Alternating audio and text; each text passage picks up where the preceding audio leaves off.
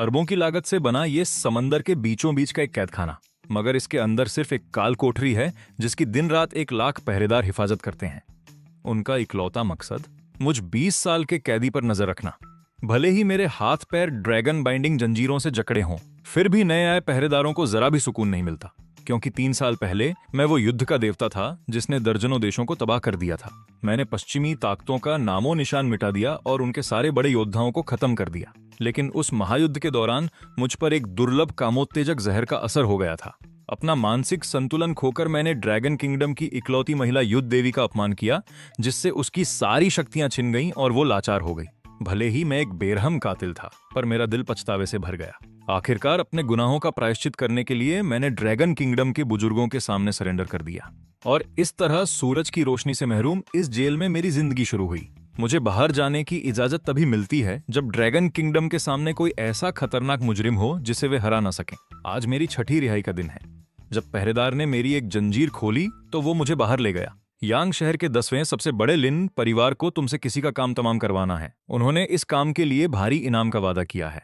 क्या वो इंसान ताकतवर है? मुझे नहीं पता। लिन परिवार ने बस इतना कहा है कि वो बहुत ज्यादा निडर है। 5 सितारा खतरा भी उसके सामने कुछ नहीं है। मैंने अपनी भवें सिकोड़ी। मेरे अंदर दिलचस्पी की एक चिंगारी उठी। जल्द ही पहरेदार मुझे लिन परिवार की हवेली ले गया। लिन परिवार के सभी लोग वहां इकट्ठा थे, मगर वहां कोई तनाव नहीं था, न ही किसी ताकतवर दुश्मन का सामना करने वाली घबराहट, बल्कि वे सब नफरत भरी निगाहों से एक लोहे के पिंजरे को घूर रहे थे। पिंजरे के अंदर एक बेहाल औरत पड़ी थी जिसकी पूरी ताकत खत्म हो चुकी थी। ये देखकर मेरे माथे पर बल पड़ गए। वो इंसान कहाँ है जिसे खत्म करने के लिए लिन परिवार ने मुझे बुलाया है? भीड़ से एक अधेड़ उम्र का आदमी बाहर आया। तो तुम ही ट्रैप ड्रैगन जेल के सबसे खतरनाक इंसान हो। वो वही है, पिंजरे में। मैं चाहता हूं कि तुम उसके साथ जितनी बेरहमी से हो सके पेश आओ। उसे एहसास दिलाओ कि मौत से भी बदतर क्या होता है। उसकी बातें सुनकर मेरा चेहरा पत्थर जैसा ठंडा हो गया। तो तुम्हारा वो 5 सितारा से भी बड़ा खतरा ये औरत है, क्योंकि उसने न केवल मेरे बेटे को ठुकराने की जुर्रत की, बल्कि उसे अपाहिज भी कर दिया। ये किसी भी 5 सितारा मुजरिम से ज्यादा बड़ी गुस्ताखी है। मैं उसे अपनी मौत की भीख मांगने पर मजबूर कर दूंगा। अगर तुमने ये काम अच्छे से किया तो लिन परिवार तुम्हें मालामाल कर देगा। सच तो यह है कि मेरी एक सिफारिश पर तुम्हें आजादी मिल सकती है। यह सुनकर मेरी भौहें तन गईं। मैं तो कब का आजाद हो सकता था, बस मैंने खुद ऐसा नहीं चाहा। मैं धीरे धीरे उस लोहे के पिंजरे की ओर बढ़ा। मैं देखना चाहता था कि वो कौन सी औरत है जिसने लिन परिवार को चुनौती दी। पर जैसे ही मैं पिंजरे के पास पहुंचा, खून से सने 2 हाथों ने मेरे पैर पकड़ लिए। प्लीज प्लीज मुझे मत मारो। मैं आगे बढ़ने ही वाला था, पर उसकी आवाज जानी पहचानी लगी। मैंने नीचे उस औरत की ओर देखा और तुरंत दंग रह गया। ली पेइचू, वो इकलौती औरत जिसे मैं कभी नहीं भूल सकता था। 3 साल पहले वो इकलौती महिला युद्ध देवी थी, पर मेरी वजह से उसकी सारी ताकत खत्म हो गई। इन 3 सालों में ऐसा क्या हुआ कि एक युद्ध देवी की ये हालत हो गई? प्लीज, मैं हाथ जोड़ती हूं, मुझे मत मारो। ली पेइचू मेरे सामने गिड़गिड़ा रही थी। ये देख लिन परिवार का मुखिया हंसने लगा।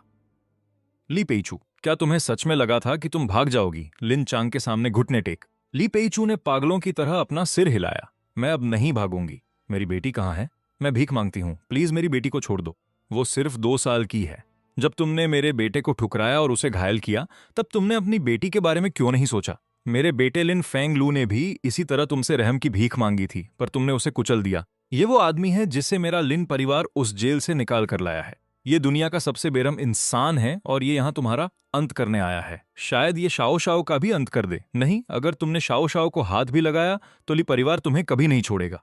पुराने वक्त में मेरा लिन परिवार तुम्हें हाथ लगाने की हिम्मत नहीं करता ली पेइचू। तब हम में इतनी हिम्मत नहीं थी, पर जब से तुम बदनाम हुई हो, जोंग परिवार ने तुम्हारे खानदान को मिट्टी में मिला दिया है। उन्हें तुम्हारी फिक्र क्यों होगी? तुम तो ली परिवार का कलंक हो। वैसे भी अगर ली परिवार को तुम्हारी फिक्र होती तो क्या वो तुम्हें अपनी प्रेगनेंसी के दौरान कचरे से खाना ढूंढने देते? ली पेइचू ने ऊपर देखा। उसके चेहरे पर बेबसी छाई थी। आंसुओं ने उसकी आंखों के सामने धुंधलापन ला दिया। एक पल बाद वो अचानक चिल्लाई, तुम शाओ शाओ को हाथ नहीं लगा सकते। अगर तुमने उसे छुआ तो उसका बाप तुम्हें जिंदा नहीं छोड़ेगा। ये सुनकर लिन परिवार के लोग थोड़े सहम गए। जो आदमी एक युद्ध देवी के साथ ऐसा कर सकता है, वो जरूर कोई खौफनाक शख्स होगा। ली पेइचू ने उम्मीद में सिर हिलाया। हाँ, वही है वो एक ऐसा शैतान है जो बिना पलक झपकाए कत्ल कर देता है। उसे शायद मेरी परवाह न हो, पर अगर उसे पता चला कि तुमने उसकी बेटी को चोट पहुंचाई है तो वो तुम सबको गाजर मूली की तरह काट देगा। लिन चांग की आंखों में डर दिखा, पर उसने खुद को संभाल लिया। वो 3 साल से कहीं नहीं दिखा है। वो शायद कब का मर चुका होगा। वैसे भी अगर उसने अपनी शक्ल दिखाई तो राजधानी का चांग परिवार उसका काम तमाम कर देगा। लिन चांग की बातों ने ली पेइचू की आखिरी उम्मीद भी तोड़ दी। तुम शैतान हो। 3 साल पहले तुमने मुझे बर्बाद किया था, अब तुम कहाँ हो? प्लीज, मैं विनती करती हूँ, सामने आओ और हमारी शाओ शाओ को बचाओ। वो 2 साल की है, वो माँ और पापा कहना सीख गई है। वो मुझसे पूछती रहती है कि उसके पापा कहाँ हैं। उस पल मेरा खून जम गया। मैं अपनी जगह पर सुन खड़ा रह गया। क्या मुझ चेनवुडी की एक बेटी है? मैं एक दरिंदा हूं, एक ऐसा राक्षस जिसे दुनिया नरक के काले ड्रैगन के नाम से जानती है। क्या मेरे जैसे इंसान को पत्नी और बच्चे का सुख पाने का हक है? पर उसी पल ली पेइचू के शब्दों ने मेरे दिल के इर्द गिर्द जमी बर्फ को पिघला दिया। मेरा पूरा शरीर कांपने लगा। मैंने ली पेइचू को अपनी बाहों में भर लिया। मैं वापस आ गया हूं। मैं चेनवुडी वापस आ गया हूं। ली पेइचू का शरीर कांप उठा। वो जानी पहचानी आवाज और एहसास ने उसे बता दिया कि मैं कौन हूं। उसे मुझसे नफरत होनी चाहिए थी, पर इन बेरहम सालों ने उसकी नफरत मिटा दी थी। प्लीज शाओ शाओ को बचा लो, फिक्र मत करो। मैं हूं यहां। इस दुनिया में कोई भी शाओ शाओ को नुकसान नहीं पहुंचा सकता। ये देखकर कि ली पेइचू और मैं एक दूसरे को जानते थे। लिन परिवार के मुखिया का चेहरा गुस्से से काला पड़ गया। ये सब क्या हो रहा है? पर मैंने अपना सिर ऊपर उठाया और एक दहाड़ मारी। मेरे शरीर पर बची हुई ड्रैगन बाइंडिंग जंजीरें टूटकर बिखर गईं। लिन परिवार ने मेरी पत्नी और बच्ची को तकलीफ पहुंचाई है। आज मैं वो कत्लेआम मचाऊंगा कि ये पूरी हवेली नरक बन जाएगी। लिन परिवार का हर शख्स मेरे खौफनाक इरादों के नीचे कांपने लगा। लिन चांग मुझे घूर रहा था। उसका चेहरा दहशत से भर गया था। तुम्हारी ये हिम्मत? मैं चेनवुडी 20 साल से तक पश्चिम में तबाही मचाता रहा हूं। मेरे हाथों मरने वालों की तादाद अनगिनत है। तुम्हारे जैसे मामूली परिवार को तो मैं अपने पैरों तले कुचल सकता हूं, अपने दिल के डर को दबाते हुए। लिन चांग ने सिर उठाकर मुझे देखा। तुम लिन परिवार को ऐसे ही नहीं कुचल सकते। अगर तुम घुटने टेक कर माफी मांगो तो शायद मैं तुम्हें छोड़ दूं, वरना तुम्हारा ये 3 लोगों का परिवार आज ही खत्म हो जाएगा। लिन चांग की बातें सुनकर मैं अचानक हंस पड़ा। फिर मैंने उस पहरेदार की तरफ देखा जिसका चेहरा पहले ही सफेद पड़ चुका था। ये कहता है कि मैं इसके लिन परिवार को नहीं कुचल सकता। तुम्हें क्या लगता है, क्या मैं कर सकता हूं? पहरेदार का सिर चकरा रहा था। वो बेहोश होने ही वाला था। यांग शहर के इस मामूली लिन परिवार की तो बात ही छोड़ दो। राजधानी के बड़े बड़े खानदान भी इस पुराने शैतान के सामने टिक नहीं पाएंगे। लिन साहब, क्या आपने वाकई इसकी बेटी को पकड़ा है? उसे जल्दी छोड़ दीजिए, वरना इसका अंजाम बहुत बुरा होगा। लिन चांग की आंखें खून की तरह लाल थीं। उसने पहरेदार की एक बात नहीं सुनी। जिस पल इसने उस औरत को गले लगाया, ये अपनी मौत को दावत दे चुका था। मेरा हुक्म आगे भेजो। मेरे लिन परिवार के ब्लड किल गार्ड के 3 कमांडरों को बुलाओ और साथ में उनके लड़ाकों को भी। पूरे 3000 लड़ाके आने चाहिए। आज मैं भी देखता हूं कि ये मेरे लिन परिवार को कैसे कुचलता है। 3000 ब्लड किल गार्ड्स तो क्या, अगर 30,000 भी होते तो मैं चेनवुडी उन्हें कुत्तों की तरह मार डालता। लिन चांग की आंखें गुस्से से लाल हो गई थीं। उसकी मुट्ठियां बंद होते ही उसकी हड्डियां तड़कने लगीं। तभी बिजली की कड़क जैसी एक आवाज गूंजी। मैं ब्लड किल गार्ड का एक कमांडर किशा एम यहां है। लिन परिवार के सामने गुस्ताखी करने की हिम्मत किसने की? फिर एक खौफनाक और कातिलाना मिजाज वाला आदमी आगे बढ़ा। उसके पीछे 1000 खतरनाक ब्लड किलर्स चल रहे थे। उसी पल जमीन जोर जोर से कांपने लगी। तभी एक भयानक दहाड़ गूंजी। मैं ब्लड किल गार्ड का कमांडर पोजुन यहां हूं। किसकी हिम्मत हुई इतनी गुस्ताखी करने की? मैं ब्लड किल गार्ड का कमांडर टैन लॉन्ग आ गया हूं। किसकी हिम्मत हुई इतनी गुस्ताखी करने की? 3000 ब्लड किलर्स के आने से लिन चांग का खौफ और बढ़ गया। चेनवुडी, मेरे सभी 3000 ब्लड किलर्स यहां आ चुके हैं। तुम कैसे मरना चाहते हो? ली पेइचू का शरीर कांप उठा। उसकी रूह कांप गई। मैंने कभी नहीं सोचा था कि हम तीनों एक साथ मरेंगे। नहीं, हम नहीं मरेंगे। मैं 3 साल पहले भी नहीं मरा था। अब से इस दुनिया में कोई मुझे नहीं मार सकता। इतना कहकर मैंने लिन चांग की तरफ एक कदम बढ़ाया। मेरा दब्बा सब पर भारी था। 3000 काफी नहीं है। अपनी सारी ताकत और जान पहचान वालों को बुला लो। आज मैं तुम्हें दिखाऊंगा कि खून की नदियां बहने का असल मतलब क्या होता है। ठीक है, चूंकि ये तुम्हारी आखिरी इच्छा है तो मैं इसे पूरा करूंगा। ये कहते हुए उसने फोन मिलाना शुरू कर दिया। जल्द ही गाड़ियों का एक काफिला वहां आ पहुंचा। काले कपड़ों में सैकड़ों आदमी बाहर निकले। झाओ परिवार लिन परिवार की मदद के लिए यहां है।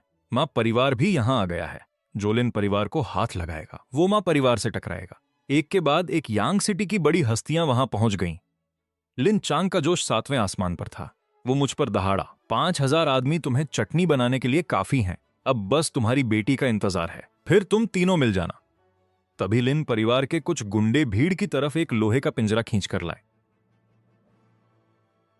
उस पल मुझे ऐसा लगा जैसे मुझ पर बिजली गिर गई हो। मैं पिंजरे में बंद उस छोटी बच्ची को एकटक देखता रहा। दिल को झकझोर देने वाले दर्द ने मेरी आंखों में खून उतार दिया। मैंने ली पेइचू का हाथ पकड़ा और पिंजरे की ओर बढ़ने लगा, एक एक कदम बढ़ाते हुए। जब मैं पिंजरे के पास पहुंचा तो अंदर बैठी बच्ची ने अचानक रोना बंद कर दिया। वो अपनी बड़ी बड़ी आंसू भरी आंखों से मुझे बड़ी हैरानी से देखने लगी। क्या आप शाओ शाओ के पापा हैं? उस पल मेरा दिल भर आया। मैंने एक ही झटके में लोहे के पिंजरे को फाड़ दिया। फिर मैंने उस बच्ची को गोद में उठा लिया। मैं तुम्हारा पापा हूं। मैं शाओ शाओ का पापा हूं। शाओ ने अपना चेहरा मेरे सीने में छुपा लिया और फूट फूट कर रोने लगी। पापा, आप कहां थे? आपने शाओ को बचाया क्यों नहीं? उन्होंने शाओ को मारा। बहुत दर्द हो रहा है। गुस्से के मारे मेरे हाथों की नसें फटने लगी। चेन मुड़ी, अब जब तुम तीनों साथ हो तो मर सकते हो। जैसे ही उसने ये कहा, लिन परिवार के कई गुंडे मेरी तरफ बढ़ने लगे। मैंने पीछे मुड़कर एक जोरदार दहाड़ लगाई। तुरंत सबको ऐसा महसूस हुआ जैसे उनका सिर फटने वाला हो। आवाज थमने के बाद लिन परिवार के वो गुंडे जो मेरी तरफ आ रहे थे वहीं जम गए। तुम लोग वहां खड़े क्या कर रहे हो? लेकिन जैसे ही लिन चांग ने बोलना खत्म किया, वो आदमी एक एक करके गिर पड़े। ब्लड किल कमांडरों में से एक केशा माथे पर बल लिए लिन चांग के पास गया। ये अभी वाली दहाड़ का असर था। इसने उनके दिमाग के परखच्चे उड़ा दिए। उसकी बात सुनते ही सबकी सांसें थम गईं। उसी वक्त मैंने शाओ को प्यार से ली पेच्यू की गोद में दे दिया। ये लो, शाओ को संभालो। देखो मैं लिन परिवार को कैसे कुचलता हूं। इसके साथ ही मैं धीरे से खड़ा हुआ, जैसे कोई सोया हुआ शेर जाग गया हो। मैंने कहा था कि मैं लिन परिवार को खत्म कर दूंगा। आज अगर सारे भगवान भी उतर आए तो भी तुम्हें नहीं बचा पाएंगे। ये शब्द सुनकर लिन परिवार के लोगों के पैरों तले जमीन खिसक गई। एक सिहरन उनके पूरे शरीर में दौड़ गई। लिन चांग की पलकें तेजी से फड़कने लगी, लेकिन फिर वो पूरी ताकत से चिल्लाया, इतना घमंड, इसे खत्म कर दो। दो ब्लड किल जनरल जान से मारने की नीयत से तुरंत मेरी तरफ झपटे।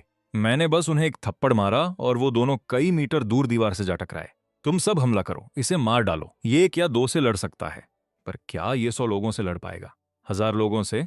तभी 1000 ब्लड किल गार्ड्स एक काली लहर की तरह मेरी तरफ बढ़े। लेकिन मैंने एक विशाल ड्रैगन की तरह दहाड़ मारी। पलक झपकते ही सैकड़ों ब्लड किल गार्ड्स जमीन पर तड़पने लगे। ये देखकर लिन चांग का चेहरा बिल्कुल पीला पड़ गया। वो यांग सिटी के लिन परिवार के मशहूर ब्लड किल कमांडर थे।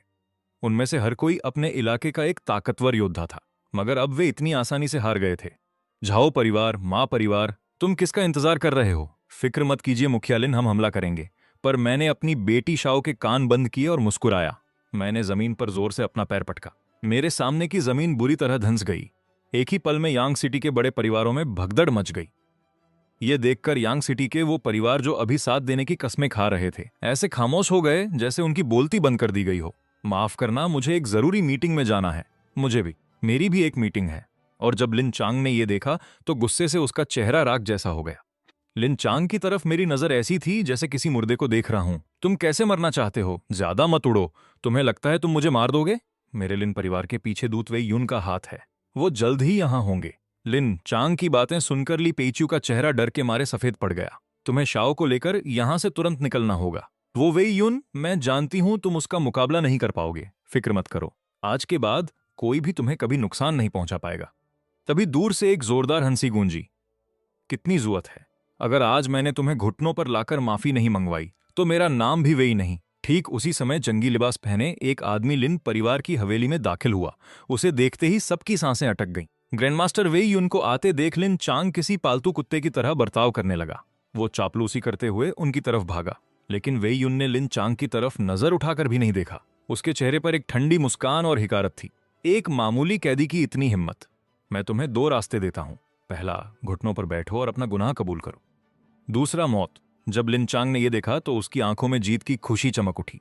ग्रैंड मास्टर वेई यून के आते ही तुम्हारा खेल खत्म हो गया है। बाकी सब भी यही सोच रहे थे। वेई यून एक काफी मशहूर ग्रैंड मास्टर थे। उसे रोक पाना किसी आम इंसान के बस की बात नहीं थी। मैंने ध्यान नहीं दिया उनके तानों और मजाक पर। एक पल में मैं ग्रैंड मास्टर वेई यून के सामने पहुंच गया और उसे एक जोरदार थप्पड़ रसीद कर दिया। उस थप्पड़ ने वेई यून को जमीन पर ढेर कर दिया। उस पल हर कोई हक्का बक्का रह गया। यह नामुमकिन है। ग्रैंड मास्टर वेई यून सिर्फ एक थप्पड़ में हार गए। ये कोई भ्रम होगा, यह जरूर कोई वहम होगा। एक कैदी ग्रैंड मास्टर वेई यून को कैसे हरा सकता है? लिन चांग के चेहरे की खुशी पल भर में गायब हो गई। ग्रैंड मास्टर वेई यून हार गए, ये भला कैसे हो सकता है? लेकिन मैंने बस ठंडी नजरों से लिन चांग को देखा। मैंने कहा था कि आज मैं लिन परिवार को मिटा दूंगा, चाहे सारे ग्रैंड मास्टर आ जाएं या खुद युद्ध का देवता ही क्यों ना आ जाए। तुम बचोगे नहीं। लिन चांग घुटनों के बल गिर पड़ा। उसका चेहरा मुर्दे जैसा सफेद पड़ गया था। हुजूर, मुझसे गलती हो गई। मुझे आपके परिवार को नुकसान नहीं पहुंचाना चाहिए था। मैं अपनी जान के बदले लिन परिवार की सारी जायदाद आपको देने को तैयार हूं। लिन परिवार यांग सिटी का एक बड़ा नाम है। हमारी दौलत कम से कम $1 अरब से भी ज्यादा है। ये एक बहुत बड़ी रकम है। मगर मेरी नजर सिर्फ ली पेइचू और शाओ पर थी। वो ही मेरी पत्नी और इकलौती बेटी हैं। दौलत भी इसके सामने कम है। तुम चाहे जो भी कहो, आज तुम्हारा मरना तय है। जब भीख मांगना बेकार रहा तो लिनचांग पागलों की तरह चिल्लाने लगा। ये मोदू का जांग परिवार था जिसने मुझे उन्हें सताने का हुक्म दिया था।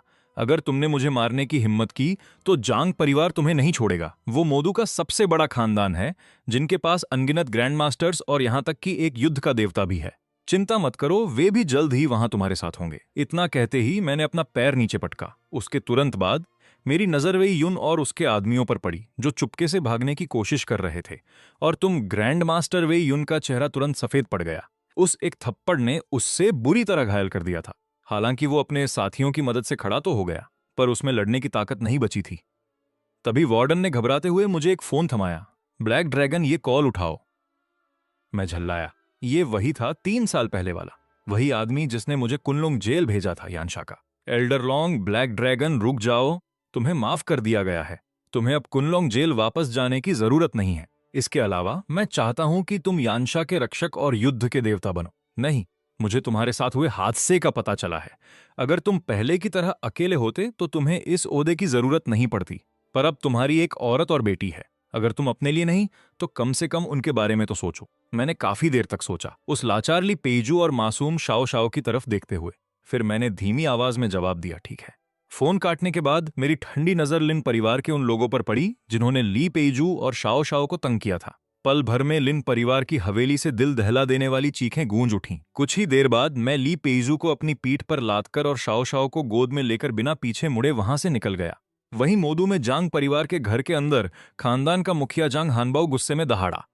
क्या? यांग शहर का लिन परिवार खत्म हो गया और ये ली पेजू के उस आदमी ने किया। तब जांग और ली परिवार के रिश्ते के कुछ ही समय बाद उन्हें पता चला कि ली पेजू को किसी ने छुआ था। इस वजह से जांग परिवार की बहुत बदनामी हुई और उन्हें हर तरफ मजाक सहना पड़ा। एक बड़े खानदान के नाते जांग परिवार ने फौरन ली परिवार को दबाना शुरू कर दिया। उन्होंने ली पेजू को इसलिए जिंदा रखा था ताकि वो उसका अपमान कर सकें और बदला ले सकें, और दूसरा उस आदमी को बाहर ला सकें। जांग परिवार का वारिस जांग तियानफांग भी गुस्से से उबल रहा था। 3 साल बाद आखिरकार तुम सामने आ ही गए। उसने फौरन एक फोन मिलाया। 3 दिन बाद मेरे पिता का 60वां जन्मदिन है। मैं चाहता हूं कि तुम तोहफे के तौर पर मुझे उसका सिर ला कर दो। उसी वक्त ली पेजू के बताए रास्ते पर चलते हुए मैं वहां पहुंचा जहां वे रहते थे। पर सामने का नजारा देखकर मेरा शरीर कांपने लगा, क्योंकि वो जगह जहां ली पेजू और हमारी बेटी शाओ शाओ रहते थे वो पुल के नीचे का एक टूटा हुआ नाला था। तुम यहाँ कैसे रह सकते हो? ली पेजू ने मुझे दुख भरी नजरों से देखा। 3 साल पहले मैं तुम्हारे बच्चे की मां बनने वाली थी। जब मोदू के जांग परिवार को पता चला तो वे आगबबूला हो गए। उनके दबाव में आकर मुझे ली परिवार से बाहर निकाल दिया गया। किसी कंपनी ने मुझे नौकरी देने की हिम्मत नहीं की। मैं शाओ शाओ के साथ सिर्फ ऐसे ही नाले में छिपकर कचरा चुनकर गुजारा कर सकती थी। मैं दर्द से चिल्ला उठा। मेरे पास बेशुमार ताकत और अथाह दौलत थी, फिर भी मेरी औरत और मेरी बेटी ऐसी जगह पर रह रहे हैं। तभी ली पेजू का शरीर अचानक ढीला पड़ गया और वो पीछे की ओर गिर पड़ी। मेरे चेहरे का रंग उड़ गया। मैं गिरती हुई ली पेजू को थामने के लिए झपटा। उसने हाथ उठाने की कोशिश की और उलझी हुई नजरों से मुझे देखा। 3 साल तक मैंने तुम्हें मारने के अनगिनत सपने देखे, क्योंकि तुमने मेरा सब कुछ छीन लिया था। पर अब मैं तुमसे और नफरत नहीं करती। मुझमें नफरत करने की भी हिम्मत नहीं बची है। मेरे जाने के बाद तुम शाओ शाओ का ख्याल रखना। मैंने अपना सिर आसमान की ओर उठाया और बेबसी और गम से भरी एक दहाड़ मारी। क्या मैं चेन वूडी अपनी पूरी जिंदगी अकेले रहने के लिए ही बना हूं? नहीं, तुम नहीं मरोगी। मैंने ली पेजू को अपनी पीठ पर लादा, शाओ शाओ को उठाया और पागलों की तरह पास के अस्पतालों और क्लिनिकों की ओर भागा। लेकिन मैं एक के बाद एक कई क्लिनिकों और दवाखानों में गया और सबने हमें मना कर दिया। उस पल मुझे सब समझ आ गया। ये सब मोदू के जांग परिवार की वजह से था। उन्होंने सभी अस्पतालों और क्लिनिकों को चेतावनी दी थी। कोई भी जांग जैसे बड़े खानदान से दुश्मनी मोल लेने की हिम्मत नहीं कर रहा था। पल भर में मेरे शरीर से मौत का खौफनाक मंजर फूट पड़ा। आसपास के हर इंसान का शरीर सुन्न पड़ गया। डर के मारे उनकी रूह कांप उठी। ये देखकर पास मौजूद मेडिकल स्टाफ घबरा गया। वे आनन फानन में ली पेजू को ऑपरेशन थिएटर में ले गए। कुछ देर बाद एक बूढ़ा डॉक्टर पास आया और बेबसी से आह भरी, मरीज की चोटें बहुत गहरी हैं। उन्हें कई पुरानी बीमारियां भी हैं। मुझे डर है कि उन्हें बचाना बहुत मुश्किल होगा। मैंने बर्फीली नजरों से उस बूढ़े डॉक्टर को देखा। मैं उसे ठीक कर दूंगा, चाहे इसके लिए कुछ भी करना पड़े। फिर मैंने शाओ शाओ को जमीन पर बिठाया। शाओ शाओ, तुम यहीं मां के पास रहो। मैं कुछ जड़ी बूटियां लेने जा रहा हूं। पापा मम्मी को जरूर ठीक कर देंगे। मैंने मुस्कुराते हुए शाओ शाओ से उंगली पकड़कर वादा किया। फिर मैं मुड़ा और तेजी से वहां से चला गया। पर जब मैं जड़ी बूटियों के कुछ बैग लेकर उत्साह के साथ अस्पताल के वार्ड में पहुंचा तो वहां ली पेजू और हमारी बेटी शाओ शाओ का कोई सुराग नहीं था। तभी कोने से एक कांपती हुई आकृति रेंगते हुए बाहर आई। अभी कुछ देर पहले खौफनाक दिखने वाले आदमियों का एक झुंड अंदर घुसा और एक नोट छोड़ गया। ये कहते हुए उस बूढ़े डॉक्टर ने कांपते हाथों से मुझे वो नोट थमाया। शाम के 4:30 बजे खंडहर बन चुके यांग शहर के उत्तरी जिले के थर्मल पावर स्टेशन पर। देर करने की कीमत तुम जानते हो। मैंने नोट को कसकर मुट्ठी में भींचा और तेजी से बाहर की ओर भागा। वहीं यांग शहर के उत्तरी जिले के थर्मल पावर स्टेशन के खंडहरों में ली पेजू ठंडी जमीन पर लेटी हुई थी। उसके पास 18 लोग खड़े थे। काले कपड़ों में खड़े मुखिया ने अपनी कमर से फोन निकाला और खबर दी, छोटे मालिक, हमने उस औरत को पकड़ लिया है और उस आदमी को भी इत्तला कर दी है। 4:30 बजे वो यहां आएगा और सीधा हमारे जाल में फंस जाएगा। जांग लोंग, तुमने बहुत अच्छा काम किया, उसे जगाओ। ली पेइजू धीरे धीरे अपनी बेहोशी से जागी।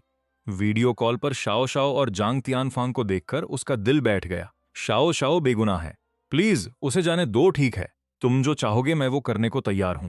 फोन के दूसरी तरफ जांग तियानफांग पागलों की तरह हंसने लगा। ली पेइजू, बोलने से पहले देख तो लो कि तुम्हारे आसपास कौन है। ली पेइजू ने मुश्किल से चारों ओर देखा और उसकी आंखें फटी की फटी रह गईं। जांग परिवार के 18 डार्क गार्ड्स, तुमने उन्हें यहां बुला लिया। ली पेइजू का सफेद पड़ा चेहरा देखकर जांग तियानफांग को और भी ज्यादा मजा आने लगा। मैं तुम्हारे कटे हुए सिरों का इस्तेमाल करूंगा। मेरे पिता के जन्मदिन की दावत में तोहफे के तौर पर ली पेइजू ने अपनी बेटी शाओ शाओ को गम भरी नजरों से देखा। क्या वो आदमी आएगा? माफ करना, मुझे देर हो गई। उस पल मैंने पीली पड़ चुकी ली पेइजू और आंसुओं से भरी शाओ शाओ की आंखों में देखा। शाओ शाओ की आंखों में एक खौफनाक चमक कौंधी। मौत का एक भयानक मंजर 12 नंबर के तूफान की तरह छा गया जांग लोंग के दिल में मेरी बढ़ती हुई खौफनाक दहशत को देखकर। अचानक एक अनजानी अनहोनी का एहसास हुआ। आखिर ये आदमी कौन है? नहीं, अगर मैं छोटे मालिक के हुक्म को पूरा नहीं कर पाया तो मेरा अंत निश्चित है, ये देखते हुए कि मैं उनसे 5 मीटर से भी कम दूरी पर था। जांग लोंग ने गुस्से में अपना होंठ चबाया। डार्क गार्ड्स, हमला करो। उस हुक्म के साथ ही 18 डार्क गार्ड्स ने एक साथ अपनी लंबी तलवारें निकाल लीं। पल भर में मैं चारों तरफ से सायों से घिर गया। ये मंजर देखकर ली पेइजू की आंखें गहरी निराशा और दुख से भर गईं। पर जिसकी उसे उम्मीद नहीं थी वो ये कि उन 18 तलवारों को मैंने एक हाथ से पकड़कर पूरी तरह जाम कर दिया था। जांग लोंग और उसके आदमी हक्के बक्के रह गए। ये कैसे हुआ? पर इससे पहले कि वो कुछ समझ पाता, मैंने जोरदार झटका दिया और 18 तलवारें उन डार्क गार्ड्स के हाथों से छिटक कर दूर जा गिरीं। फिर मैं उन पर एक भयानक तूफान की तरह टूट पड़ा।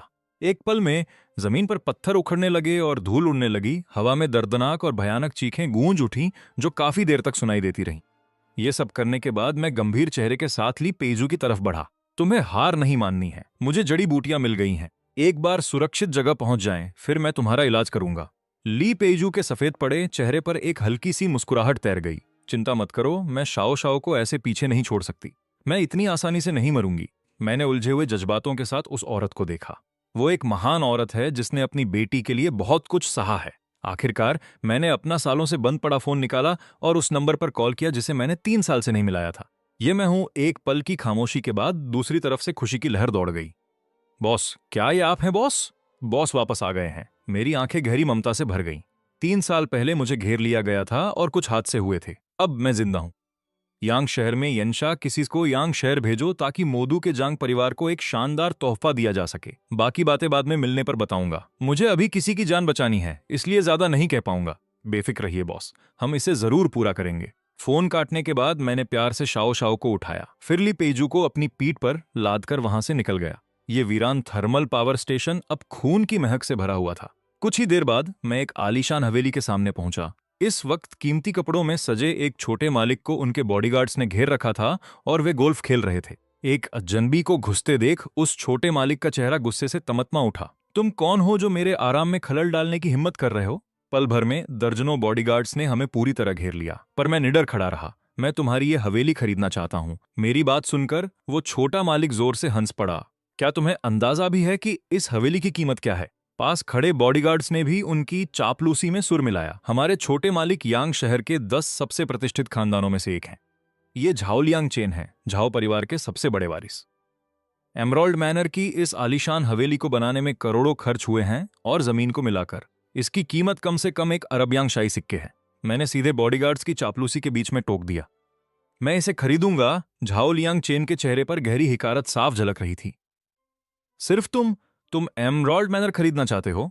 सपनों में मैंने झाओ लियांग चेन को एक बेरुखी भरी नजर से देखा। मैंने अपनी उंगली चटकाई और एक ब्लैक गोल्ड बैंक सीधा उसके हाथ में जाकर लगा। इसमें 10 अरब यानशा सिक्के हैं। झाओ लियांग चेन ने ब्लैक गोल्ड कार्ड पर नजर डाली, फिर मेरी तरफ देखा और अचानक तिरस्कार के साथ हंसने लगा। तुम मेरे साथ मजाक कर रहे हो है ना? मुझसे झूठ बोलने की कीमत जानते हो। मैं तुम्हारे 3 लोगों के परिवार को लोहे के पिंजरे में बंद कर दूंगा। उसकी बातें सुनकर शाओ झाओ को पुरानी खौफनाक यादें ताजा हो गईं और वो सहम गई। मुझे वापस उस पिंजरे में नहीं जाना। यह देखकर मेरा गुस्सा 7वें आसमान पर पहुंच गया। मैंने अपना हाथ उठाया और झाओ लियांग चेन को एक जोरदार थप्पड़ जड़ दिया। काफी देर बाद संभलने के बाद झाओ लियांग चेन आखिरकार लड़खड़ाते हुए खड़ा हुआ। तुम लोग खड़े खड़े क्या देख रहे हो? अभी उस पर हमला करो। अगर यह मर भी गया तो इसकी जिम्मेदारी मैं लूंगा। अचानक दर्जनों बॉडीगार्ड्स ने मुझ पर हमला कर दिया। चूंकि तुम सीधी उंगली से नहीं मानोगे, मैंने कदम बढ़ाया और उन पर टूट पड़ा। कुछ ही पलों में मैंने उन सभी एलिट बॉडीगार्ड्स को एक एक करके जमीन पर ढेर कर दिया। यह नजारा देखकर झाओ लियांग चेन की सिट्टी पिट्टी गुम हो गई थी। मेरे करीब मत आना। मैं यांग सिटी के प्रतिष्ठित झाओ परिवार का बड़ा वारिस हूं। तभी अचानक एक फोन की घंटी बजी। पिताजी, किसी ने एमराल्ड मैनर में घुसकर मुझे मारा है। जल्दी आकर मुझे बचाइए। क्या? मैं अभी अपने आदमी लेकर वहां पहुंच रहा हूं। फोन रखने के बाद झाओ लियांग चेन के चेहरे से डर गायब हो गया। मेरे पिता झाओ तियानजी आ रहे हैं। वो तुम्हें नहीं छोड़ेंगे। झाओ तियानजी का नाम सुनकर मैंने अपनी भवें सिकोड़ी। अगर मुझे सही याद है तो यह वही आदमी है जिसने लिन चेन और झाओ परिवार की मेरे खिलाफ मदद की थी। हालांकि लिन परिवार की तबाही देखकर वो भाग गया था। चाहे झाओ तियानजी खुद आ जाए, उसे मेरे सामने घुटने टेकने होंगे। हालांकि यह विला झाओ चेन के खेलने और मरीज के आराम के लिए सही है, इसलिए मैं इंतजार करूंगा। जैसे जैसे झाओ लियांग चेन डर से देख रहा था, वक्त बीतता गया। अचानक गुस्से से भरी एक तेज आवाज गूंजी। मेरे बेटे को छूने की हिम्मत किसने की? मैं उसके टुकड़े टुकड़े कर दूंगा। तभी एक प्रभावशाली अधेड़ उम्र का आदमी पूरी ताकत के साथ अंदर दाखिल हुआ। जब झाओ लियांग चेन ने उसे देखा तो वो दौड़कर उसके पास गया। पिताजी, वही है वो, आपको उसे पकड़ना होगा। झाओ तियानजी ने गुस्से में देखा, लेकिन सिर्फ एक नजर पड़ते ही उसका शरीर बुरी तरह कांपने लगा। तुरंत ही झाओ तियानजी ने झाओ लियांग चेन के दाएं गाल पर एक जोरदार तमाचा जड़ दिया। झाओ लियांग चेन पूरी तरह सन्न रह गया। पिताजी, आपने गलत इंसान को मारा है।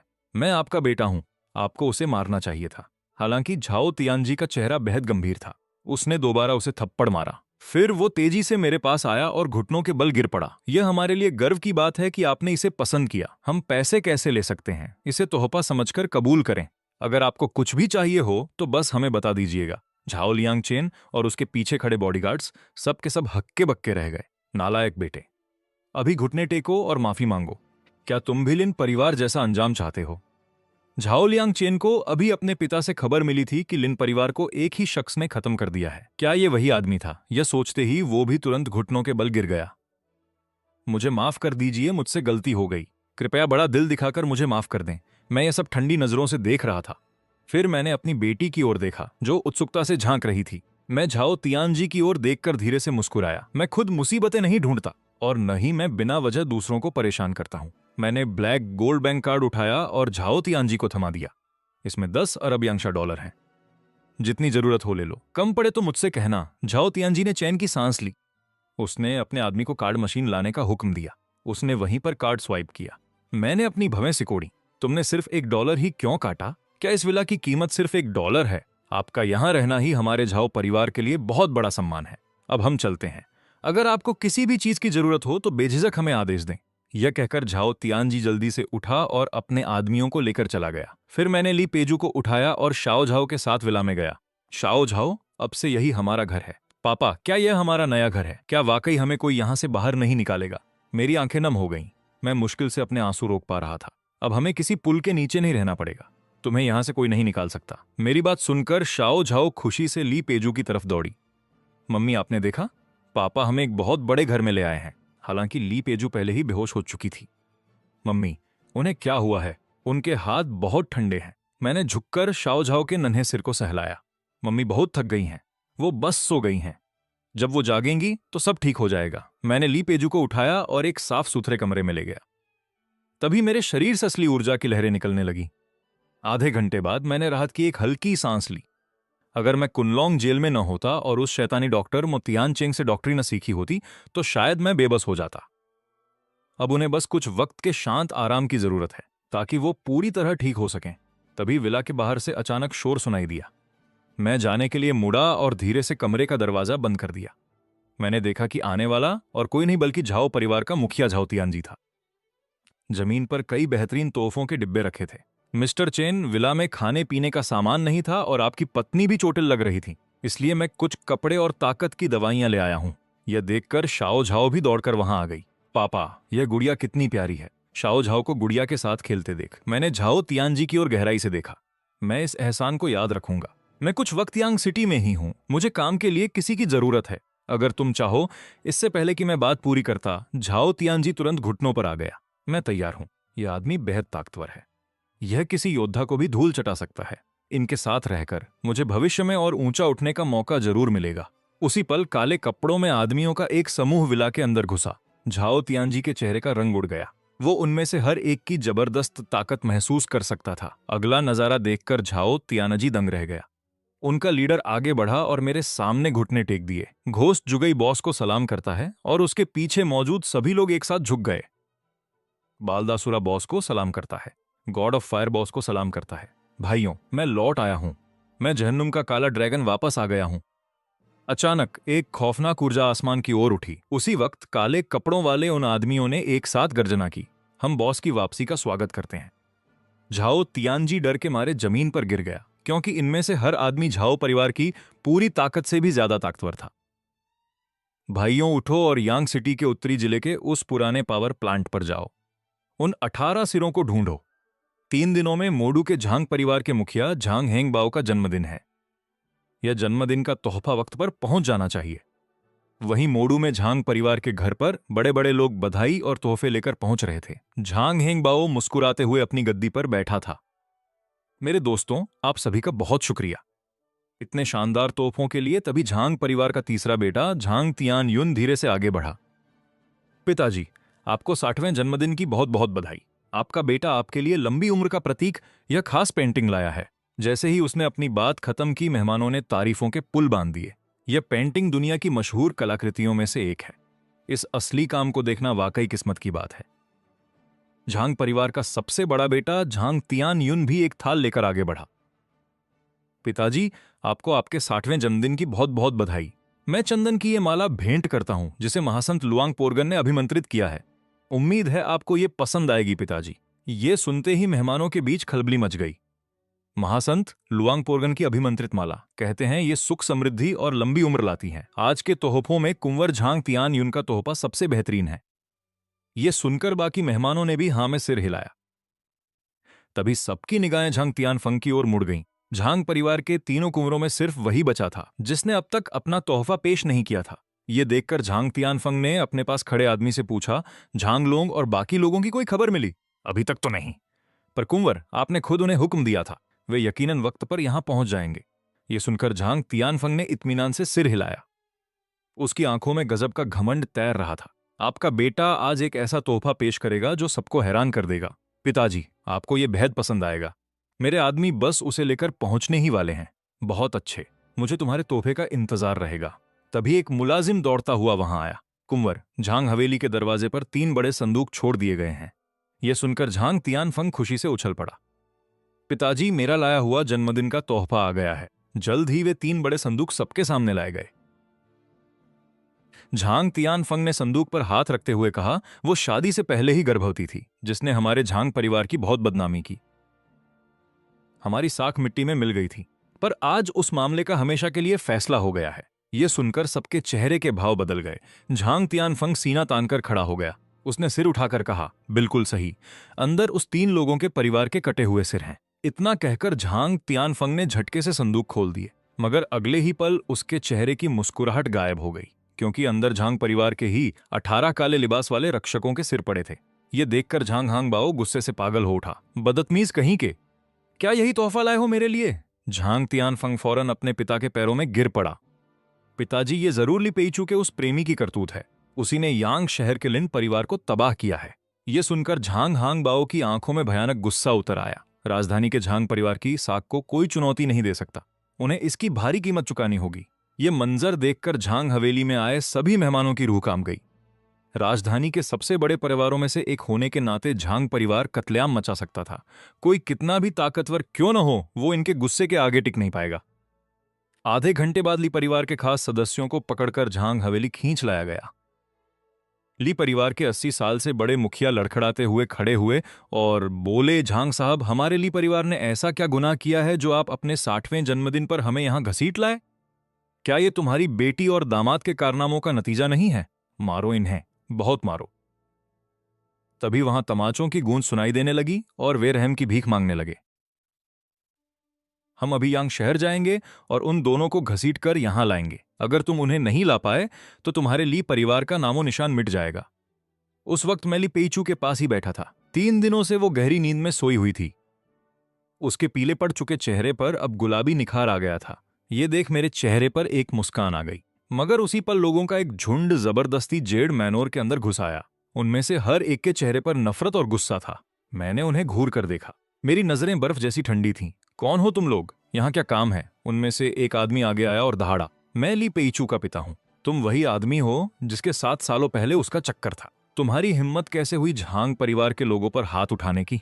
तुम अपनी मौत को दावत दे रहे हो। चुपचाप ली पेइचू को साथ लो और झांग परिवार के पास जाकर घुटने टेक कर माफी मांगो।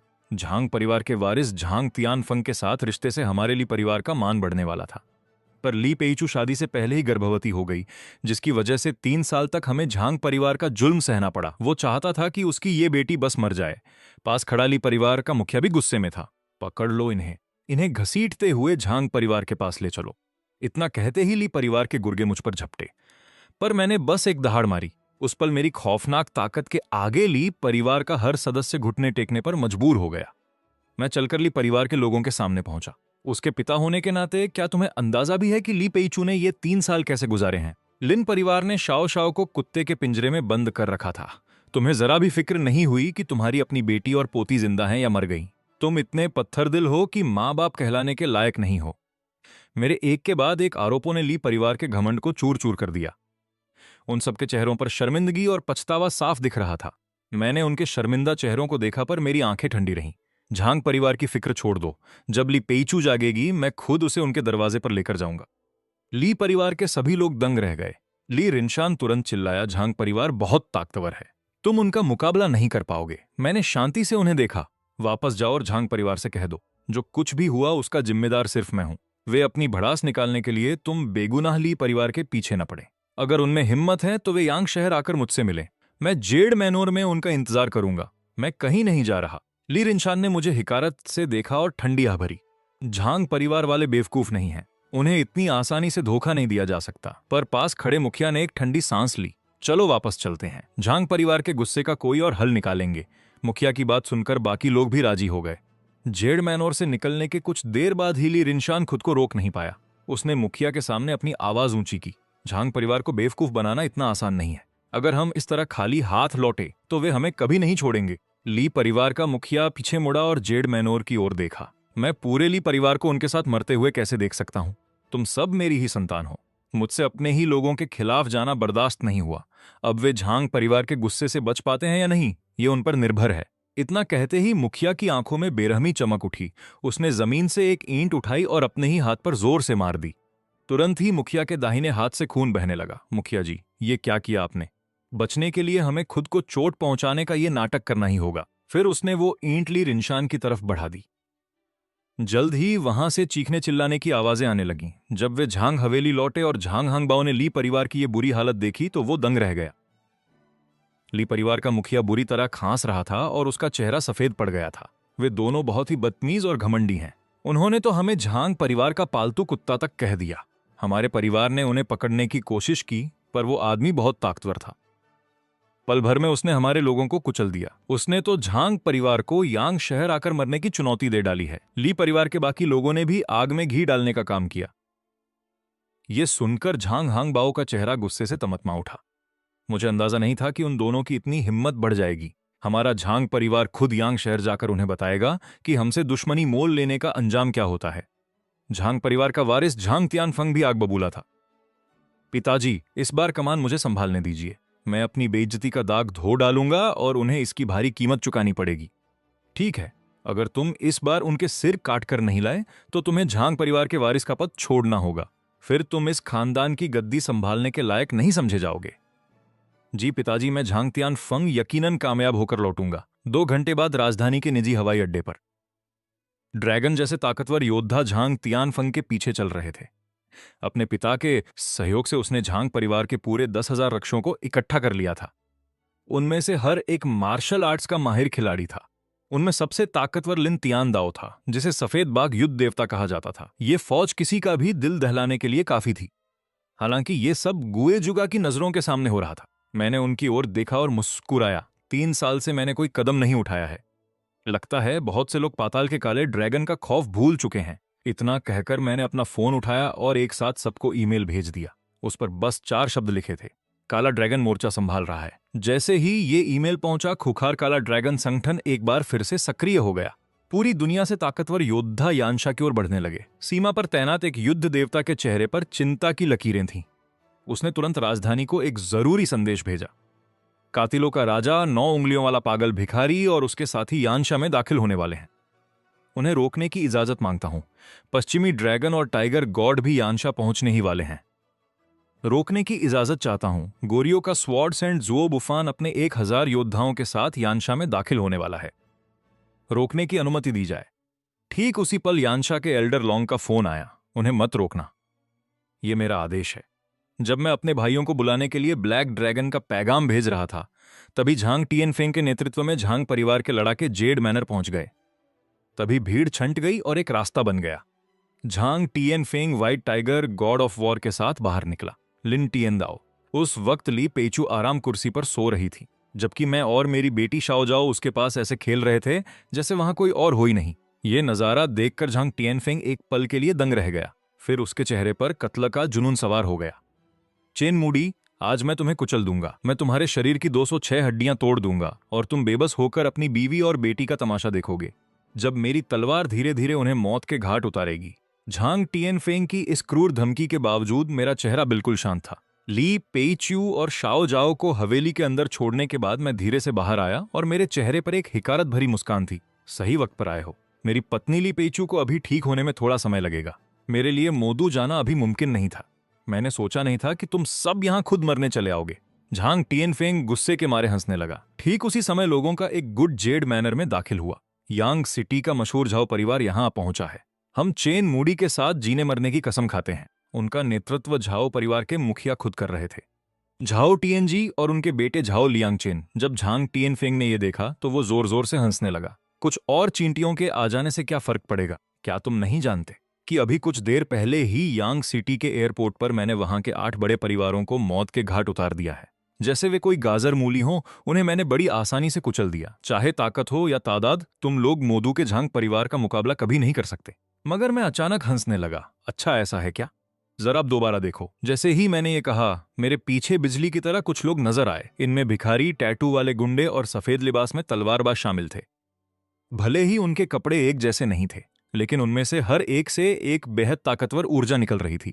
उनमें से हर किसी का दबदबा white tiger god of war Lin Tiandao से कम नहीं था और कुछ तो उससे भी कहीं आगे थे। और फिर भी जब उन खौफनाक लड़ाकों की नजर मुझ पर पड़ी तो वे सब फौरन एक साथ अपने घुटनों के बल बैठ गए। नमस्ते बॉस, ये देखकर झांग परिवार के लड़ाकों के होश उड़ गए। White tiger god of war Lin Tiandao तो और भी ज्यादा हैरान था। 9 उंगलियों वाला पागल भिखारी, तो तुम यहां हो। ये दक्षिण पूर्व एशिया का सबसे खौफनाक और मगरूर हत्यारा है, और अब वो घमंडी पागल भिखारी चेन मूडी के सामने झुका हुआ है, जो अभी जेल से छूट कर आया है। उसके बगल में खड़े सफेद कपड़ों वाले तलवारबाज को देखकर लिन टिएनदाओ की सांसें थम गईं। स्वॉर्ड्स एंड जुओ बुफान, तुम तो गोरियों के सबसे ताकतवर इंसान हो।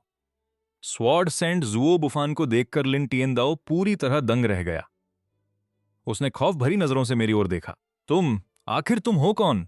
लिन टिएनदाओ के कांपते हुए सवाल को सुनकर मेरे होठों पर एक ठंडी मुस्कान आ गई। क्या तुमने कभी हेल ब्लैक ड्रैगन के बारे में सुना है?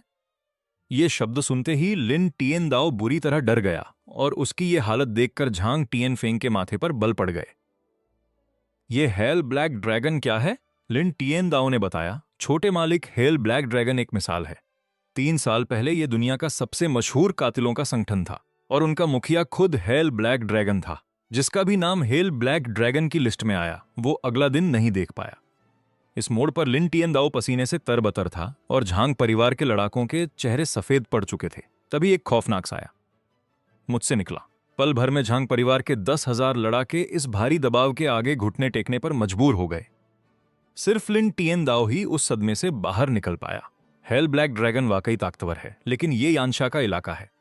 अगर तुमने यहां अपनी मनमानी करने की कोशिश की तो यानशा के सभी गॉड ऑफ वॉर तुम्हें नहीं छोड़ेंगे। उसकी बातें सुनकर मैं अचानक हंस पड़ा। संयोग से मैं भी यानशा का ही एक गॉड ऑफ वॉर हूं। मुझे लगता है तुम्हें यह खबर बहुत जल्द मिल जाएगी। जैसे ही मैंने ये कहा, लिन टिएन दाओ का फोन बजने लगा। उसने कांपते हाथों से उसे देखा। ये यानशा के सबसे ऊंचे दर्जे के प्रोटेक्टर गॉड ऑफ वॉर का पैगाम था। नामुमकिन, ये बिल्कुल नामुमकिन है।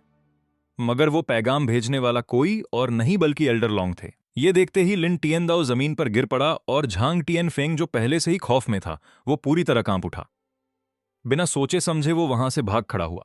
लिन टिएन दाओ ने उन्हें रोक लिया। लिन टिएन दाओ के चेहरे पर गहरा दुख था। वो मोदू के झांग परिवार का एहसानमंद था और उन्हें ऐसे अकेला नहीं छोड़ सकता था। मैंने झांग टिएन फेंग को भागते हुए देखा और मुस्कुराया। हेल ब्लैक ड्रैगन, उसे अभी खत्म करो। फौरन तेज लहरों की तरह वार होने लगे। जैसे ही झांग परिवार के आखिरी ग्रैंड मास्टर का सिर धड़ से अलग हुआ, मोदू के झांग परिवार के 10,000 लड़ाकों का नामो निशान मिट गया। अब सिर्फ झांग टिएन फेंग, जो ज्यादा दूर नहीं भाग पाया था, और लिन टिएन दाओ ही जिंदा बचे थे। मेरी नजर लिन टिएन दाओ की तरफ मुड़ी। मैंने नरमी से कहा, तुम जा सकते हो, लेकिन झांग टिएन फेंग को तो मरना ही होगा। यह सुनते ही झांग टिएन फेंग पागलों की तरह चीखने चिल्लाने लगा। लिन टिएन दाओ, भूलना मत कि मोदू का झांग परिवार तुम्हारा अपना है, और वो एहसान जो तुम पर है, क्या हमारे बिना तुम कभी white tiger god of war बन पाते? अगर तुम नहीं गए तो तुम भी इसके साथ मारे जाओगे। ये सुनकर लिन टिएन दाओ कांप उठा और वो हार मानकर वहां से चला गया। ये देखकर झांग टिएन फेंग घुटनों पर आ गया। मुझे छोड़ दो, मैं मोदू के झांग परिवार का वारिस हूं। क्या तुम लोग पैसे के लिए खून नहीं करते? मैं तुम्हें 10 अरब की रकम दे सकता हूं। 3 साल पहले की बात है। ली पेइचू, जो उस वक्त मां बनने वाली थी, कूड़ा बेचकर कमाए पैसों से एक बन खरीदना चाहती थी, लेकिन तुमने उसके पीछे अपने गुंडे लगा दिए। तुमने हर दुकान वाले को उसे कुछ भी बेचने से मना कर दिया, और आखिर में उसके सामने ही तुमने जमीन पर खाना फेंका और उसे अपने पैरों से कुचल दिया। ये कहते वक्त मेरी आंखें खून की तरह लाल हो गईं और उनमें मौत का साया था। झांग टिएन फेंग गिड़गिड़ाते हुए अपनी जान की भीख मांगता रहा। मैं उसकी भरपाई कर दूंगा, खुदा के लिए मुझे मत मारो। मैं पूरी जिंदगी आपका गुलाम बनकर रहूंगा। झांग टिएन फेंग की बातें सुनकर मैं हंसने लगा। सिर्फ तुम्हारी मौत ही ली पेइचू के दुख को कम कर सकती है। इतना कहकर मैंने जोर से अपना पैर झांग टिएन फेंग पर दे मारा। उसने वहीं दम तोड़ दिया। बॉस, इसे देखकर दिल को सुकून मिला। भाभी के साथ ऐसा सुलूक करने वाले के हजारों टुकड़े कर देने चाहिए थे। इसे ऐसे ही मरने देना तो बहुत आसान सजा है। मोदू के झांग परिवार ने सारी हदें पार कर दी थीं। बॉस, चलिए अभी चलकर मोदू के झांग परिवार को मिट्टी में मिला देते हैं। मैं चेन बुड़ी आप सभी भाइयों का शुक्रगुजार हूं, लेकिन इस वक्त मुझे अपनी बीवी का ख्याल रखना है। हेल ब्लैक ड्रैगन संगठन के भाइयों ने मुझे आदर से सलाम किया। फिर वे वहां से चले गए और अपने साथ झांग परिवार के उन 10,000 लड़ाकों की लाशें भी ले गए। उधर मोदू के झांग खानदान की हवेली में झांग परिवार के मुखिया झांग हांगबाओ अपनी मुख्य कुर्सी पर बैठे थे।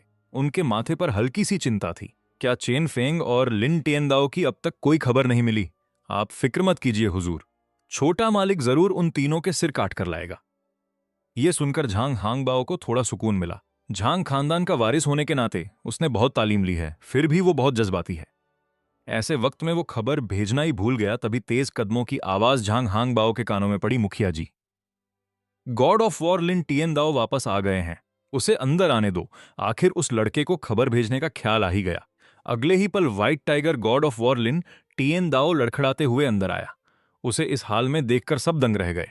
झांग हांगबाओ का दिल जोर से धड़कने लगा और उसे किसी अनहोनी का एहसास हुआ। लिन टिएन दाओ, क्या हुआ? टिएन फेंग कहाँ है? मुखिया जी, छोटे मालिक झांग टिएन फेंग अब नहीं रहे। मोदू के झांग परिवार के वे 10,000 लड़ाके भी मारे गए। ये भला कैसे मुमकिन है? लिन टिएन दाओ, तुम जरूर मजाक कर रहे हो। मोदू के झांग परिवार के 10,000 योद्धा, वे इतनी आसानी से कैसे खत्म हो सकते हैं? वो तो महज एक कैदी है, उसमें इतनी ताकत हो ही नहीं सकती। झांग हांगबाओ की आंखों के सामने अंधेरा छा गया और वो बेहोश होते होते बचा। जल्दी बताओ, ये किसने किया? ये सब चेन मूडी ने किया है। वो न सिर्फ हेल ब्लैक ड्रैगन का सरगना है, बल्कि वो यानशा का प्रोटेक्टर गॉड ऑफ वॉर भी है। वो इस दुनिया के सबसे ताकतवर लोगों में से एक है। हम उसका मुकाबला कभी नहीं कर सकते थे। छोटे मालिक, उस शैतान ने उनके शरीर की एक एक हड्डी तोड़ दी। वो आधे घंटे तक तड़पते रहे और फिर दम तोड़ दिया। लिन टिएन दाओ की बातें सुनकर झांग हांगबाओ पर जैसे दुखों का पहाड़ टूट पड़ा। चेन मुड़ी, मैं तुझे मार डालूंगा, चाहे तू पाताल का शैतान ही क्यों ना हो। मैं अपने बेटे की मौत का बदला जरूर लूंगा। कुछ देर सोचने के बाद झांग हांगबाओ ने अपने गले से आधा पेंडेंट उतारा। टिएनदाओ, ये आधा पेंडेंट लो और उत्तरी तटीय शहर जाकर हेशा को ढूंढो। हेशा का नाम सुनते ही लिन टिएनदाओ का पूरा शरीर कांप उठा। जांग हानबाओ के पागलपन को देख वो लॉकेट लेकर तेजी से निकला। लिन तियानदाओ के जाने के बाद उसने खुद को संभाला। तियानफांग की मौत। यांग शहर के जांग लड़ाकों के खात्मे की बात गुप्त रहनी चाहिए, पर हॉल के बाहर खड़े एक सेवक की आंखों में अजीब चमक थी। जल्द ही वो सेवक छिपकर ली परिवार के घर पहुंच गया। ये खबर सुनकर ली परिवार के सभी सदस्य दंग रह गए और खौफ से भर गए। यांग शहर जैसी छोटी जगह पर भला ऐसी कौन सी ताकत है जो खात्मा कर सके? इतने सारे ताकतवर लड़ाकों का क्या इसका चेन वुडी से नाता है भाई? तुम्हारे निकम्मे दामाद में इतनी काबिलियत कहां? मुखिया ने गद्दी से उठते हुए कहा। हमारे जासूस ने ज्यादा तो नहीं सुना, पर लगता है कि उनकी हार का नाता उस रक्षक योद्धा से है जो यांग शहर में गुमनामी में रह रहा है। उसके आने से ही वे हारे। पल भर में ली परिवार के सदस्यों को सब समझ आ गया। मुखिया जी, क्यों ना हम उस योद्धा से दोस्ती करें? अगर हमें उसका साथ मिल गया तो शायद हमें जांग परिवार का जुल्म नहीं सहना पड़ेगा। सही कहा। हमारे परिवार की किस्मत इस बात पर टिकी है कि हम उस योद्धा को अपना दोस्त बना पाते हैं या नहीं। मैं ये जिम्मेदारी तुम्हें और ली रेंशिन को सौंपता हूं। यह सुनकर ली रेंशिन ने उसे ठंडी नजरों से देखा और उसके मन में एक अजीब सी खुशी जाग उठी। अगर ली पेजू ने यह सब न किया होता तो ली परिवार का अगला मुखिया यकीनन ली रेंशिन ही होता, पर अब हालात बदल चुके हैं। ये सोचकर उसने अपनी बेटी ली चिंग चिंग से कहा, जब तुम उस रक्षक योद्धा से मिलो तो उसके करीब जाना। अगर वो कुंवारा है तो तुम जानती हो क्या करना है।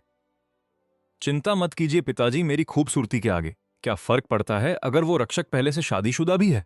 जल्द ही ली रेंशिन ने जानकारी जुटाने के लिए सैकड़ों आदमी भेज दिए, पर कई दिनों के बाद भी उस रक्षक योद्धा का कहीं कोई सुराग नहीं मिला।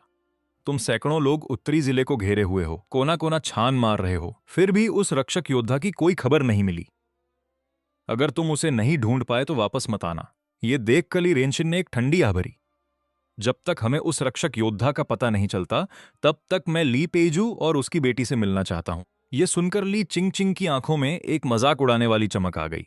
मैं भी अपनी उस प्यारी बहन और उसके उस निकम्मे पति को देखना चाहूंगी। जल्द ही वे सब मेरे घर पहुंच गए। शोर सुनकर मैं अपनी बेटी शाओ शाओ के साथ बाहर आया। ये तुम्हारे नाना, परनाना और मौसी हैं।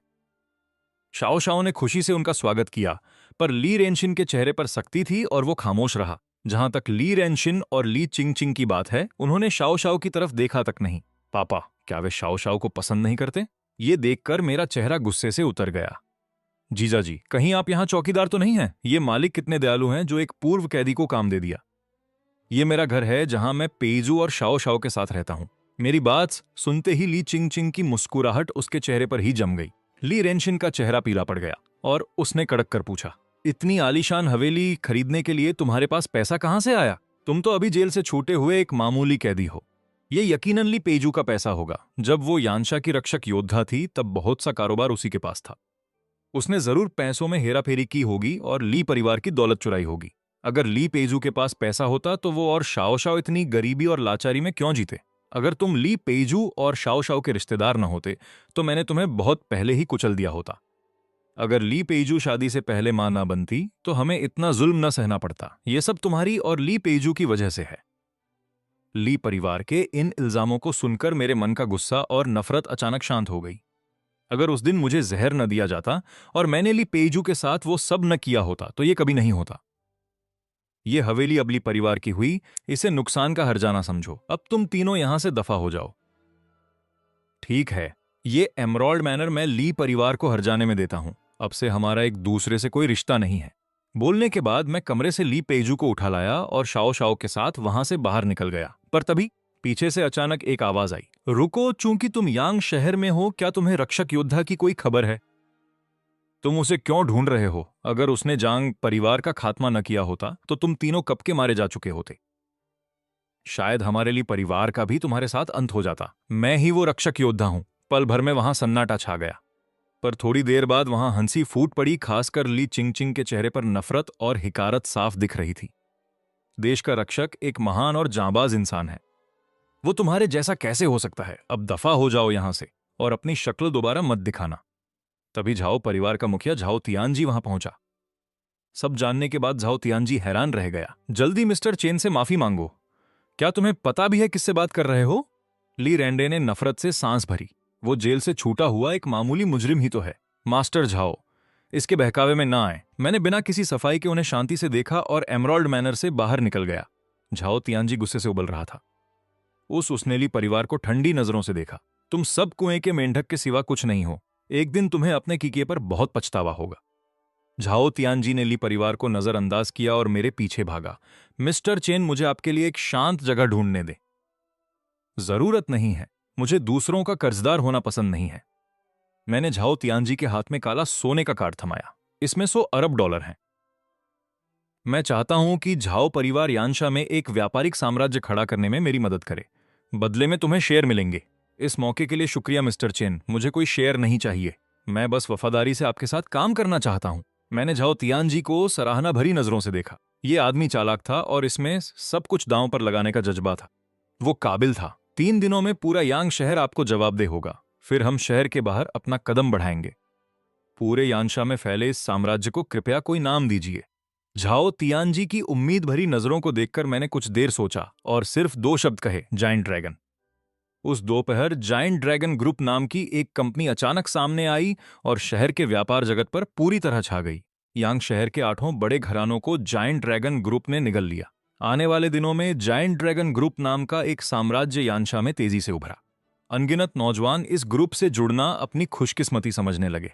सिर्फ मोदू का जांग परिवार ही था। जायंट ड्रैगन ग्रुप की खबर सुनकर वहां का माहौल और भी ज्यादा तनावपूर्ण हो गया। एक बार लिन तियानदाओ उत्तरी जंगलों से वापस आ जाए, फिर मैं तुम्हें मौत के घाट उतार दूंगा। इसी बीच शाओ शाओ और मैं एक नए घर में बस गए। मेरी बेटी ने घर को लेकर बहुत उत्सुक और खुश थी, पर जब उसने अपनी माँ की हालत देखी तो उसका चेहरा तुरंत उतर गया। पापा मम्मी कब जागेंगी? मम्मी इतने दिनों से सो रही हैं। अभी जो खुशी मुझे महसूस हुई थी वो पल भर में गम में बदल गई। पिछले 3 सालों में ली पेइजू को जो अंदरूनी चोटें आई थीं वे बहुत ज्यादा थीं। उसी पल मेरी बेटी शाओ शाओ ने मुझे गले लगा लिया। क्या मम्मी अब शाओ को नहीं चाहती? मम्मी तुम्हें क्यों नहीं चाहेंगी? तुम तो उनकी जान हो। वो बस मेरा सामना नहीं करना चाहती। पर आप तो पापा हैं। मम्मी पापा को क्यों नहीं चाहेंगी? मैं मुस्कुराया और अपनी बेटी का सिर सहलाया। चिंता मत करो शाओ शाओ, पापा मम्मी को जरूर जगह देंगे। बोलने के बाद मैं लीप पेइजू के कमरे में गया और बिस्तर के किनारे धीरे से बैठ गया। 3 साल पहले मुझे मारने के लिए हजारों उस्ताद और रक्षक योद्धा भेजे गए थे। आखिरकार मुझ पर दर्जनों जहरों का असर हुआ, जिसमें एक खौफनाक नशीली दवा भी शामिल थी। उसने मेरे खून में आग लगा दी थी। मुझे पूरा यकीन था कि मैं मरने वाला हूं। इसलिए मैं अपनी मातृभूमि में दम तोड़ने के लिए यानशा लौट आया। पर जैसे ही जहर चढ़ा, मेरी मुलाकात तुमसे हुई और आखिर में मेरा खुद पर काबू नहीं रहा। मैं जानता हूं कि मैं कितना बड़ा शैतान बन गया था। मेरे शरीर का कुछ जहर तुम्हारे अंदर चला गया, जिसकी वजह से तुमने अपनी योद्धा होने की शक्तियां खो दी। वो वाकया मेरी जिंदगी का पहला ऐसा काम है जिसने मेरे जमीर पर बोझ डाल दिया है। मैं जानता हूं माफी का कोई मतलब नहीं है, पर उम्मीद है कि तुम मुझे अपना और शाओ का ख्याल रखने का मौका दोगी। शाओ वाकई एक बहुत अच्छी और समझदार बच्ची है। वो तुम्हारे लिए बहुत परेशान है। शाओ अपनी माँ के बिना नहीं रह सकती। मेरे बोलते ही सोती हुई ली पेजू की आंखों से आंसू बहने लगे। पापा देखिए, मम्मी रो रही हैं। मेरा चेहरा खुशी से खिल उठा। मैंने तुरंत मुड़कर देखा। मैंने देखा कि ली पेजू धीरे धीरे अपनी आंखें खोल रही थी। वो सब पुरानी बातें हैं। अब से हम तीनों एक खुशहाल परिवार की तरह रहेंगे।